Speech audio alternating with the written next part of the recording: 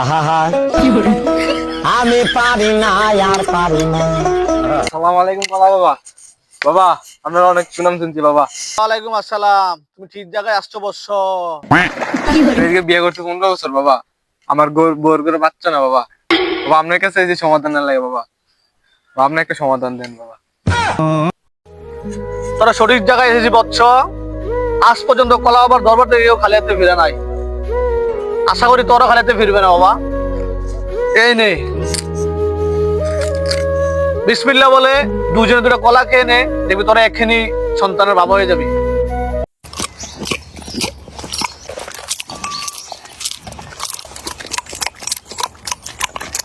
আল্লাহ কলা আমার দরবার থেকে কলা খাইছি বাবা, যাতে আমার একটা সন্তান হয়, পোলা সন্তান। আল্লাহ আমি